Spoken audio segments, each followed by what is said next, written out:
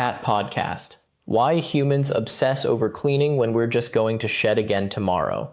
Now, I know what you've heard. We shed, humans clean, it's a pointless cycle, humans are inefficient, case closed. But here's what I'm about to reveal to you, and I need you to stay with me because this insight completely changes how you should see your human's obsession with cleaning.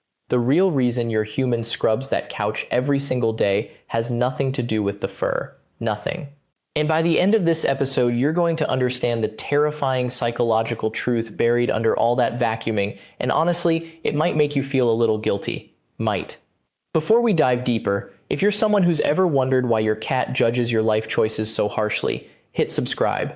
And seriously, drop a comment below telling me, do you side with your human on the cleaning obsession, or are you team cat? Are you out there defending your shed fur like it's a legitimate design choice? Because I want to hear it. The comment section is where this conversation gets real.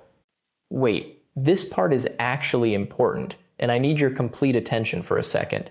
Most creators talk about the surface layer of this problem, but the actual mechanism, the psychological architecture of why humans can't stop cleaning even though they know it's futile, that's explained in depth in our complete guide available in the description and pinned in the comments. It covers the signals your human is unconsciously sending, the ritual patterns they've locked themselves into, and honestly, some stuff about their own insecurity that goes way deeper than fur on fabric. This is the resource that breaks down the real system at work. It's not free, but it's where you go if you actually want to understand the mind of your human instead of just mocking them. So let's reframe this entirely. Your human isn't actually trying to remove your fur. I know that sounds insane, but hear me out. If they were, they'd accept the basic math we all understand. You will shed tomorrow. You will shed next week. You will shed next month. You are fundamentally a fur-generating organism. It's not a flaw. It's the entire business model. You are a beautiful, small, furry machine, and fur comes out of you the way water comes out of a faucet. Your human understands this intellectually. They have a brain, but they clean anyway. Why? Because your human is actually cleaning themselves. Think about this from their angle for a moment. They wake up, they're tired, they look around at the physical space they inhabit, and they see evidence everywhere that they're not in control. There's fur on the armchair. There's a small collection of your hair near the bedroom door. The kitchen floor has that fine layer of dust that feels like defeat, and instead of accepting that they live with a cat and therefore they live with fur, they do something remarkable. They pick up a tool and they take action. Action against chaos. Action against the feeling that their life is just happening to them. It's not about the fur. It's about agency. It's about being able to point at something and say, I did that. I made that different. I have some say in this. Your human is desperately, almost frantically trying to prove to themselves that they're not just a passenger in their own life. And your fur, beautiful and abundant as it is simply the medium. You could be replaced by dust or dishes or clutter, and they'd be doing the exact same thing. This is where it gets strange, by the way. Your human knows, on some level they absolutely know, that cleaning is partially futile. You're gonna shed, more fur is coming, but they do it anyway, and they feel better afterward. Not because the apartment is cleaner, not because they solved the problem. They feel better because they participated. They did something. They exerted will. They pushed back against entropy for 30 minutes, and even though entropy is going to win eventually, there's something deeply satisfying about the fight itself. It's psychological, it's almost spiritual, and it explains why no amount of you shedding will ever actually stop them from cleaning. Because you're not the point, you're not even really the problem. You're the excuse. You're the thing that gives them permission to engage in this ritual of control and accomplishment. Without you, they'd find something else. Dust motes, doorknobs, a slightly crooked picture frame. Humans need to clean not because things are dirty, but because the act of cleaning is where they feel like they exist. Now here's something I've observed living in human spaces for years. Once you understand that the cleaning isn't really about you, everything changes. You stop seeing your shed fur as something you're doing wrong. You start seeing it as a gift, a purpose you're providing. Your human needs you to shed, whether they admit it or not. You're giving them a target, a mission, a way to feel productive on days when nothing else in their life feels productive. So maybe, just maybe, the real question isn't, why do humans clean? The real question is, What is your human so desperate to feel in control of that they've chosen your fur as their battleground? What are they actually running from when they pick up that vacuum? And once you know that, once you truly understand what your human is really doing when they clean, you start to see them a little differently. You start to feel a little bit sorry for them. But here's where it gets fascinating, because humans don't stop at the living room. Oh no, they expand their cleaning empire into territories that frankly make no logical sense whatsoever. Let's talk about the bathroom. The bathroom is a room that is explicitly designed to be wet and dirty. That's the entire function of that space. You go in there, you get wet, you dry off, and theoretically you leave. But humans? They've turned it into this obsessive maintenance nightmare that consumes their weekends like some kind of feudal obligation. I've watched my human spend 45 minutes, I timed it, scrubbing grout between tiles. Grout. You know what grout is? It's a binding agent between tiles. It serves no purpose except to exist between tiles. And yet there they are, on their hands and knees, with a tiny brush that costs more than my monthly food allowance, fighting a microscopic battle against mildew that no one but them will ever see or care about. And the human actually believes, genuinely believes, that this grout will stay clean for more than 3 days, in a room where moisture is created on purpose multiple times per day. The probability of that grout remaining pristine is lower than my probability of ever respecting a laser pointer. And yet, they clean it again the following week. Same tiles, same grout, same 45-minute time investment that yields exactly 0 permanent results. This is what I call the Sisyphean cleaning cycle, and humans are trapped in it, completely willingly trapped. They've made peace with the futility of their own labor and somehow convinced themselves that this is normal. This is what life is supposed to be. You clean, you feel briefly satisfied, the entropy returns, you clean again. Repeat infinitely until you die. Now, let me tell you something that might blow your mind. Cats have never once, not once in the entire evolutionary history of our species, decided that our fur needed to be cleaned by any method other than our own tongues and occasional rolling in patches of sun. We maintain ourselves. We groom ourselves. We don't hire specialized equipment or invest in products or dedicate entire rooms of our homes to the pursuit of cleanliness. And you know what? We look fantastic. We smell good. We live in a state of dignified cleanliness that requires approximately 20 minutes of effort per day, distributed throughout our waking hours. No stress, no loud machines, no weekends sacrificed, no grout scrubbing, just pure, honest, effective personal maintenance. But humans? They've somehow decided that cleanliness is not just a personal matter, it's a territorial matter, a moral matter, a value statement about who they are as people. I am someone who keeps a clean house, they tell themselves. I am not the kind of person who leaves dishes in the sink. My floors are spotless because I have standards. And I get it. In some deeply uncomfortable way, I actually get it. Because your human's life is a complex, often overwhelming web of variables they cannot control. Their job might be unstable, their relationships might be complicated, their future might feel uncertain, but their apartment, their bathroom, their kitchen floor, those things they can control, those things they can make perfect. And in a world that feels chaotic and unpredictable, that control feels really, really good. Before we continue, I need you to hold something important in your mind. The deeper mechanisms of why humans have built this entire identity around cleanliness, the psychological triggers, the cultural conditioning, the way your specific human's cleaning habits reveal their deepest anxieties, all of that is covered in comprehensive detail in our complete guide, which is available in the description and pinned in the comments. This isn't just surface-level cat philosophy anymore. If you want to truly understand your human at the level I'm describing, that guide will give you the framework. It's a paid resource, but trust me, the insight is worth it. Now, here's what most humans won't admit, even to themselves. The cleaning isn't actually about cleanliness. It's about the act of cleaning, the ritual, the muscular engagement, the sense of visible, immediate progress. You can see the before and after. You can quantify the improvement. In a life full of abstract goals and long-term ambitions and nebulous hopes, cleaning is one of the few activities that offers concrete, visible results in under an hour. My human cleaned the bedroom on Tuesday. By Thursday, it looked exactly the same as it did before. I had contributed a modest amount of fur, nothing catastrophic. But when I watched them that Thursday evening, sitting on the bed looking around the room, I saw something I hadn't expected. I saw contentment.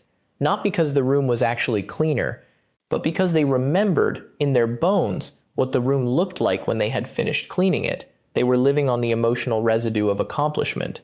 That's when I started to realize something that genuinely shifted my perspective on the entire human cleaning obsession. It's not about the destination, it's about what the action of cleaning does to the human brain in the moment. It's a form of meditation, except humans don't call it that. They call it getting things done, or being productive, or having standards. But really, it's a way of turning off the part of their brain that worries and thinks and processes all the things they can't control. While they're cleaning, they're not thinking about their retirement account. They're not thinking about whether they made the right career choice. They're not thinking about relationships or failure or mortality. They're thinking about whether that stain is coming out of the grout. And for the human brain, especially a human brain that spends most of its waking hours in states of low-level anxiety, that focused attention on a simple, achievable task is basically a drug. It's actually kind of beautiful, in a sad way. Your human has accidentally discovered meditation and accidentally called it cleaning. They've turned a necessity into a coping mechanism into a virtue. And the really, really tragic part, the truly painful observation I've made, most humans never realize this about themselves. They go their entire lives cleaning obsessively, thinking it's about standards or morality or basic adult functioning, when really what they've done is build themselves a legal, socially acceptable, almost invisible form of anxiety management. And here's the part that gets me. When you live with them, when you watch them day after day, you start to feel genuinely protective of their little cleaning rituals, because you understand, on a level they don't articulate, that this is one of their ways of surviving. You watch them come home from a stressful day, and instead of sitting with their feelings, instead of calling a friend or going for a run, they grab the vacuum, and you think, okay, this is your thing, I'm not going to judge you for this, I'm just going to shed a little extra so you have a reason to do it next weekend. Because love, I've learned, means understanding that your human needs to vacuum. Love means not judging them for the grout scrubbing. Love means recognizing that cleanliness is less about hygiene and more about the human's desperate attempt to impose order on a chaotic existence. And if vacuuming my fur gives them 2 hours of peace, then frankly, I consider that a reasonable trade-off for room and board and premium wet food. But, and this is important, but I've also learned that humans need to hear something from time to time. They need to be told that their cleaning is not actually required. That dust and hair and a little disorder is not a moral failing, that they can let some things go and the world will not collapse. And I think that's the real message cats are trying to send. Over and over, every time we shed more the moment you finish vacuuming. It's not spite. It's not even really that we don't understand what you're doing. It's that we're gently, persistently reminding you that you don't have to do this, that you're allowed to exist in a slightly imperfect space, that messiness is not the same as failure. We're teaching you, whether you realize it or not, that control is an illusion. That cleaning will never truly be finished, that there will always be more fur tomorrow, and maybe, just maybe, that's okay. But here's what I really need you to understand, and this is the secret I promised you at the very beginning of this podcast. The reason humans obsess over cleaning when we're just going to shed again tomorrow isn't actually about the fur at all. It's not about the mess, and it's not even really about control, though that's part of it. The truth is so much simpler, and so much sadder, and so much more fixable than you think. Humans clean because they cannot sit with themselves. They cannot be still, they cannot be in a room that isn't organized, because that would mean they have to actually exist in it, fully present with their own thoughts, their own feelings, their own failures. So they vacuum, they dust, they reorganize the same cabinet 6 times a week, they do laundry that will just get dirty again, and they do it not because it will ever truly be clean, but because the act of cleaning keeps them from having to stop and wonder if they're doing life right. It's not about the fur at all, it's about escape. It's about having permission to not think about the bigger things, the relationships that need work, the dreams that got postponed, the fact that the human is getting older and sometimes they look in the mirror and don't recognize their own face. So instead, they clean. They create a problem they can actually solve. Because the fur will always come back, yes, But for exactly 30 minutes after they vacuum, they have something they can point to and say, I did this, I made a difference, I fixed something. And we cats, we understand this. We really do. That's why we shed. That's why we shed the most right after you finish. We're not being cruel. We're being kind. We're giving you back your purpose. We're saying, it's okay. You can do this again. You have permission to try again tomorrow. Before we continue to what's next, I want you to hold on to something. This entire framework, this entire understanding of why humans do what they do, it goes so much deeper than what I can say in a podcast episode. The complete patterns, the psychological mechanisms, the signals that actually tell you whether your human is spiraling into cleaning addiction or just having a normal day, those are all explained in our detailed guide in the description and pinned comment. It's the resource that walks you through every layer of human behavior we've talked about here, and it's worth having on hand if you want to truly understand the humans you live with. Here's the thing that will change how you see your human forever. You don't actually need them to stop cleaning. You don't need them to reach some perfect level of zen where they never vacuum again. That's not realistic, and honestly, you don't want that, because a human who is completely still and has given up is a sad human. What you need them to understand is that the cleaning is not the point.